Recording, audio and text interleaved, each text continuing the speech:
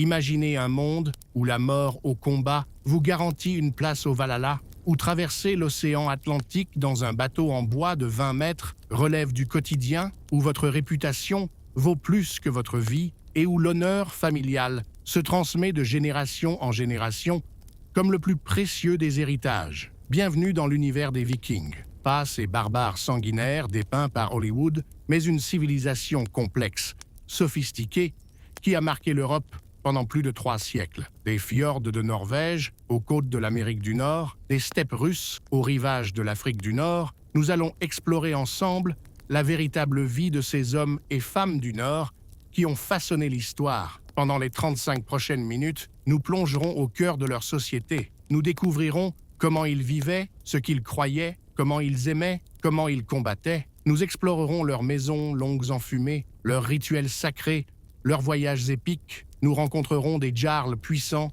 des guerriers redoutables, des marchands astucieux et des femmes plus libres que partout ailleurs en Europe. Car contrairement aux idées reçues, la société viking était loin d'être primitive. C'était une civilisation de marins explorateurs, de commerçants habiles, d'artisans talentueux et oui, parfois, de guerriers redoutables.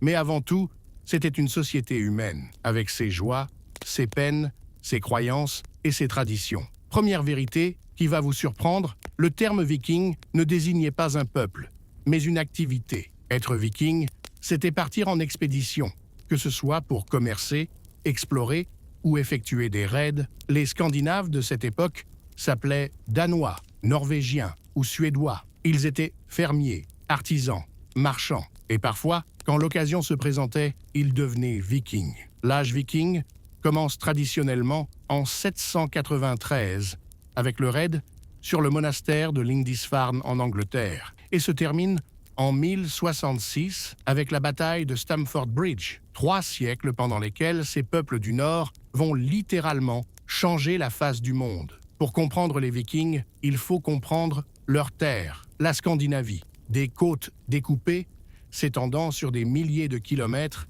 des fjords profonds comme des cathédrales naturelles, des forêts infinies et des terres cultivables rares. Cette géographie a forgé leur caractère. Quand votre champ ne peut nourrir qu'une partie de vos fils, les autres doivent chercher fortune ailleurs. Quand votre environnement vous entoure d'eau, vous devenez naturellement marin. Quand les hivers sont longs et impitoyables, vous apprenez la résilience et la solidarité. La nature scandinave a créé des hommes et des femmes adaptables, audacieux et profondément attachés à leur clan. Les Vikings étaient des innovateurs remarquables. Leurs longs ces dracars élégants représentaient le summum de la technologie navale de l'époque. Avec leurs faibles tirants d'eau, ils pouvaient naviguer aussi bien en haute mer que remonter les rivières. Leur construction était si sophistiquée qu'ils restent aujourd'hui des chefs-d'œuvre d'ingénierie navale. Mais leur génie ne s'arrêtait pas là. Métallurgie, avancée pour leurs armes et outils, techniques agricoles adaptées au climat nordique, système de navigation,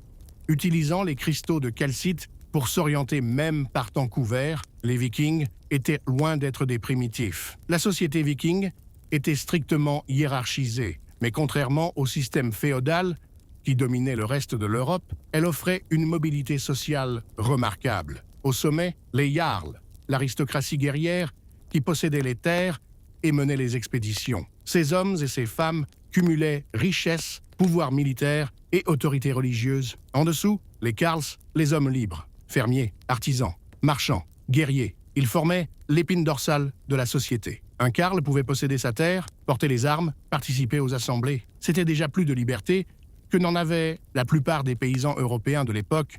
Enfin, les thralls, les esclaves, souvent des prisonniers de guerre ou leurs descendants, ils effectuaient les tâches les plus pénibles.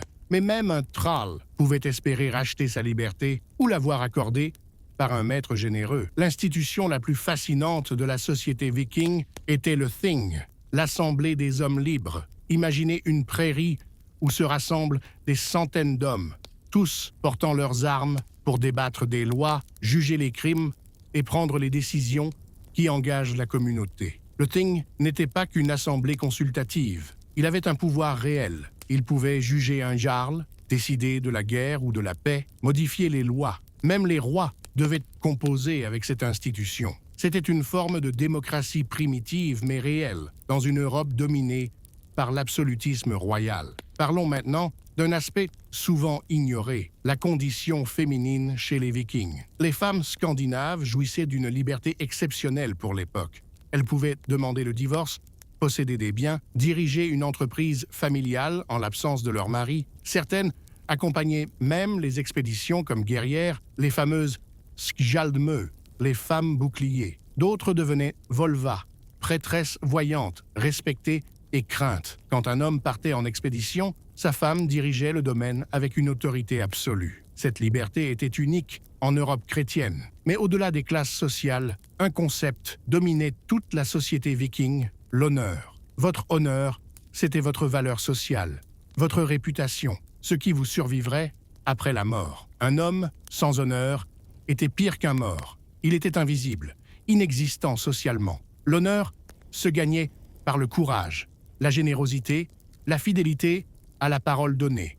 Il se perdait par la lâcheté, l'avarice, le mensonge, et il était héréditaire. Les actions de vos ancêtres rejaillissaient sur vous, comme vos propres actions marqueraient vos descendants. Cette obsession de l'honneur explique en grande partie l'audace légendaire des Vikings. Entrons maintenant dans l'intimité d'une famille viking. Leur maison typique était la maison longue, un bâtiment rectangulaire pouvant mesurer jusqu'à 30 mètres de long. Construite en bois et en tourbe, elle abritait sous un même toit la famille élargie, les serviteurs et même une partie du bétail. Au centre, le foyer, cœur de la maison où brûlait en permanence un feu de bois. La fumée s'échappait par une ouverture dans le toit, laissant l'intérieur dans une semi-pénombre enfumée. Le long des murs, des bancs servaient de siège le jour et de lit la nuit. L'intimité n'existait pas au sens moderne. La vie familiale se déroulait sous le regard de tous. L'alimentation viking était dictée par les saisons et la nécessité de survivre aux longs hivers nordiques. L'été et l'automne étaient consacrés à la constitution de réserves. On fumait et salait la viande. On séchait le poisson, on fermentait les légumes. Le régime était principalement carnivore. Bœuf, porc, mouton, mais aussi gibier et volaille. Le poisson occupait une place centrale. Harengs, morues, saumon. Les céréales se limitaient à l'orge et au seigle, transformées en pain dense ou en bouillie. Et bien sûr, l'hydromel et la bière accompagnaient les repas des adultes. L'hiver, les repas se raréfiaient. C'était la saison de la frugalité, où chaque famille comptait ses réserves en espérant qu'elles durent jusqu'au printemps. Cette réalité explique en partie pourquoi tant d'hommes partaient en expédition au printemps. Il fallait compenser les bouches à nourrir par des richesses rapportées d'ailleurs. Les vêtements vikings alliaient fonctionnalité et marqueurs sociaux. La base était la tunique de laine ou de lin, portée par-dessus des braies, sorte de pantalon. Par-dessus, un manteau de laine maintenu par une broche souvent magnifiquement ouvragée. Mais c'étaient des accessoires qui révélaient le statut social. Les fibules, en bronze ou en argent, les colliers de perles d'ambre, les bracelets torsadés, un jarle pouvait porter l'équivalent de plusieurs années de salaire d'un artisan rien qu'en bijoux. La fourrure aussi était un marqueur. Hermine et zibeline pour les riches, peau de mouton pour les autres. Chaque famille viking devait être en grande partie autosuffisante. Les hommes travaillaient le bois et le métal, les femmes filaient, tissaient, teignaient, mais certains artisans se spécialisaient et atteignaient une maîtrise exceptionnelle. Les forgerons étaient particulièrement respectés. Ils ne se contentaient pas de fabriquer des outils agricoles. Ils créaient des épées aux lames si flexibles qu'on pouvait les plier en cercle, des bijoux d'une finesse inouïe, des objets rituels chargés de pouvoirs magiques. Un bon forgeron était aussi précieux qu'un guerrier célèbre. Les enfants vikings grandissaient dans un monde sans école, mais riches en apprentissage. Dès leur plus jeune âge, ils participaient aux tâches quotidiennes. Les garçons apprenaient le maniement des armes, la navigation, l'artisanat. Les filles maîtrisaient le filage, le tissage, la gestion domestique, mais aussi souvent la médecine et les runes. L'éducation passait par l'observation et l'imitation, mais aussi par les histoires. Les longues soirées d'hiver étaient consacrées aux sagas, ces récits épiques qui transmettaient l'histoire familiale, les valeurs, la mythologie. Un enfant viking connaissait par cœur ses ancêtres sur plusieurs générations et les exploits de chacun. Pour comprendre l'âme viking, il faut pénétrer dans leur univers religieux. Contrairement au christianisme naissant, qui promettait la paix et l'amour, les dieux nordiques étaient des guerriers, des tricksters, des forces de la nature sauvage. Odin le borgne, père de tous, sacrifiant son œil pour la sagesse. Thor, au marteau tonnant, protecteur de Midgard. Freyja, la séductrice, maîtresse de la magie, ces dieux n'étaient pas parfaits ou immortels. Ils pouvaient y mourir, être trompés, échouer. Le Ragnarök, la fin du monde, était programmée, inévitable. Cette vision tragique de l'existence influençait profondément la mentalité viking, puisque tout était voué à la destruction, autant vivre intensément et mourir glorieusement. La religion viking était avant tout pratique. Pas de temples monumentaux, mais des bosquets sacrés, des sources, des pierres dressées. Les rituels variaient selon les besoins. Sacrifices pour assurer de bonnes récoltes, Blot pour honorer les ancêtres, Seidr pour connaître l'avenir. Les sacrifices pouvaient être sanglants, animaux, et dans les occasions exceptionnelles, humains. Mais ils pouvaient aussi prendre la forme d'offrandes précieuses jetées dans les marécages ou les lacs. L'important était de maintenir l'équilibre entre le monde des hommes et celui des dieux. Le concept le plus fascinant de la religion nordique était le Valhalla, la salle des morts, au combat. Mourir l'épée à la main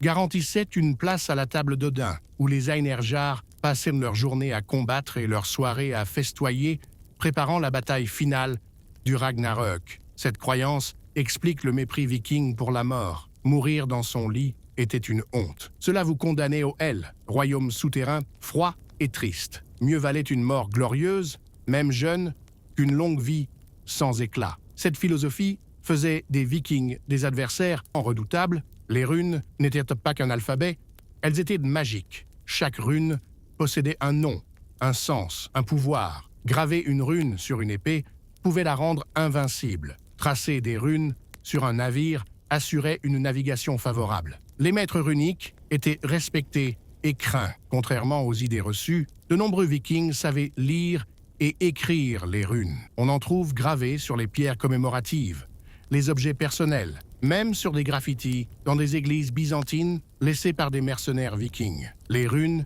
étaient un lien direct avec le divin. À partir du Xe siècle, le christianisme commence à pénétrer en Scandinavie. Mais la conversion ne fut pas brutale. Pendant des générations, les deux religions coexistèrent. Des Vikings portaient le marteau de Thor et la croix du Christ, invoquaient Odin et priaient Jésus selon les circonstances. Cette période de syncrétisme religieux créa des œuvres d'art fascinantes et des croyances hybrides. Mais progressivement, le christianisme l'emporta, apportant avec lui l'écriture latine, l'art roman et une vision du monde radicalement différente. L'âge viking touchait à sa fin. Loin de l'image du pillard destructeur, le viking était souvent un commerçant avisé. Leur route commerciale s'étendait de l'Islande au Groenland à l'ouest jusqu'à Constantinople et Bagdad à l'est. Ils transportaient fourrures, ambre, esclaves vers le sud et rapportaient soie, épices, argent vers le nord. Leurs comptoirs s'installaient partout,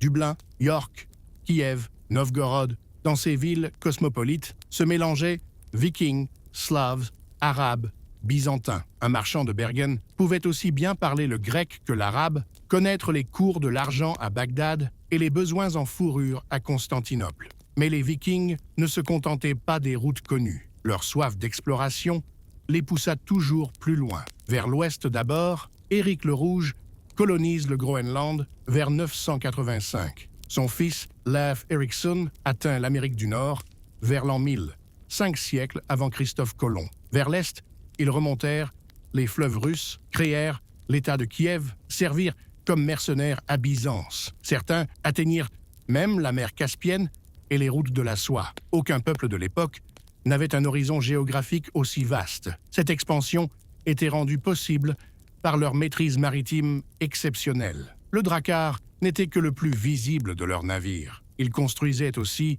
des kneurs pour le commerce, plus larges, plus stables, capables de transporter plusieurs tonnes de marchandises. Leur navigation s'appuyait sur une connaissance intime des étoiles, des courants, des vents. Ils utilisaient des pierres de soleil, cristaux de calcite, qui permettaient de localiser le soleil même par temps couvert. Leurs pilotes mémorisaient les routes sur des générations, transmettant oralement caps, distances, points de repère. Partout où ils s'installaient durablement, les Vikings tentaient de recréer leur société d'origine. En Islande, ils établirent l'Althing, le plus ancien parlement d'Europe encore en fonction. En Normandie, ils adoptèrent le français, mais gardèrent leur méthode militaire. En Russie, ils se slavisèrent tout en conservant leur technique commerciale. Cette capacité d'adaptation, tout en préservant leur identité, explique leur succès. Un Viking pouvait devenir comte normand, prince russe ou fermier islandais, mais il restait Viking dans son rapport au monde. Audacieux, pragmatique, indépendant. L'impact économique des Vikings sur l'Europe médiévale fut considérable. Ils remirent en circulation d'énormes quantités d'argent thésaurisé, relancèrent le commerce international, introduisirent de nouvelles techniques. Paradoxalement, leurs raids contribuèrent aussi au développement urbain. Les villes, qui survivaient à leurs attaques, se fortifiaient et se développaient. Ils furent également les premiers Européens à commercer directement avec l'Orient sans passer par les intermédiaires byzantins ou arabes. Cette révolution commerciale annonçait déjà l'expansion européenne des siècles suivants. Le raid viking n'était pas une charge désordonnée de barbares assoiffés de sang. C'était une opération militaire minutieusement planifiée. Les Vikings étudiaient leurs cibles, choisissaient le moment optimal, souvent les fêtes religieuses, quand les défenseurs étaient distraits, frappaient vite et fort, puis disparaissaient avant l'arrivée des renforts. Leur force résidait dans la mobilité et la surprise. Leurs dracars remontaient les fleuves en silence, débarquaient des guerriers sur les berges, attaquaient à l'aube. En quelques heures, un monastère riche pouvait être pillé et les raiders déjà en route vers leur base. L'équipement du guerrier viking variait selon sa richesse. Le minimum: une hache, un bouclier rond en bois et cuir, peut-être un casque simple. Les plus riches s'offraient une épée, arme de prestige, qui coûtait l'équivalent de plusieurs fermes, une cotte de mailles, un casque orné. Contrairement au film, ils ne portaient pas de casques à cornes, pure invention romantique du XIXe siècle. Leurs casques étaient coniques, pratiques, parfois ornés de masques faciaux. L'efficacité primait toujours sur l'apparat, même si les armes de qualité étaient richement décorées. Devenir guerrier viking exigeait un entraînement de toute une vie. Dès l'enfance, les garçons maniaient des armes d'exercice, luttaient, couraient. L'adolescence était consacrée à l'apprentissage du combat réel aux côtés des adultes. La formation ne se limitait pas à la technique. Elle incluait le code d'honneur, les tactiques, le leadership. Les plus prometteurs rejoignaient les Hirds, bandes de guerriers professionnels au service d'un jarl. Dans ces unités d'élite, ils perfectionnaient leur art, tissaient des liens de fraternité d'armes qui duraient jusqu'à la mort. Mourir pour protéger son chef ou ses frères d'armes était l'honneur suprême. Au-delà des raids saisonniers, les Vikings organisaient parfois de véritables expéditions militaires. L'armée danoise, qui envahit l'Angleterre au IXe siècle, comptait des milliers d'hommes. Elle ne venait plus pour piller et repartir, mais pour conquérir et s'installer. Ces grandes armées changeaient la nature de la guerre viking. Elles assiégeaient les villes, occupaient sur le terrain, négociaient avec les rois locaux. Certains guerriers recevaient des terres en récompense et devenaient fermiers-soldats.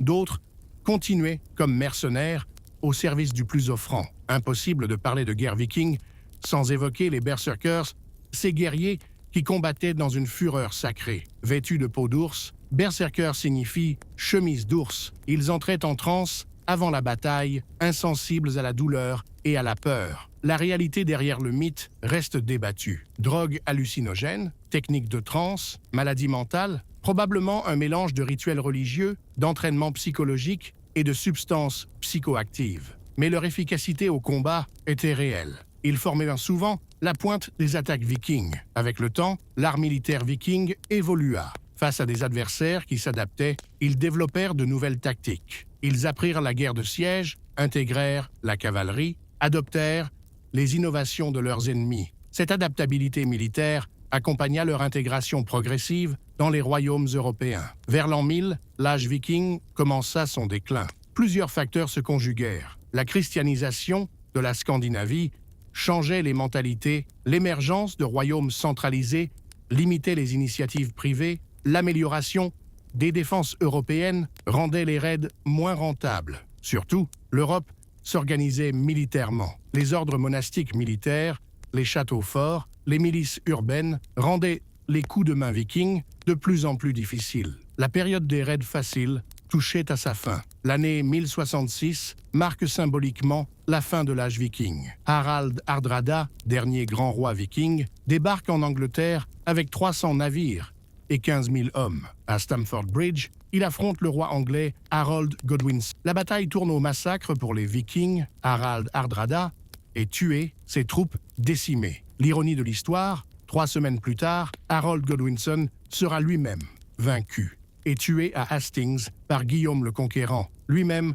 descendant de Vikings normands. L'âge viking se terminait, mais l'héritage viking perdurait sous d'autres formes. L'héritage viking dépasse largement leurs exploits militaires. Ils ont profondément marqué l'évolution politique européenne, le système parlementaire islandais, les libertés urbaines en Angleterre, la tradition d'assemblées populaires en Normandie, autant d'institutions qui remontent aux Vikings. Leur conception de la royauté, aussi, était révolutionnaire. Un roi viking était un primus inter pares, le premier parmi ses égaux. Il devait mériter son autorité par ses exploits, sa générosité, sa sagesse. Cette tradition limitait l'absolutisme royal dans les pays de culture viking. Culturellement, les Vikings ont légué à l'Europe une littérature exceptionnelle. Les sagas islandaises, rédigées au XIIe et XIIIe siècle, comptent parmi les chefs-d'œuvre de la littérature mondiale. Elles préservent non seulement l'histoire viking, mais aussi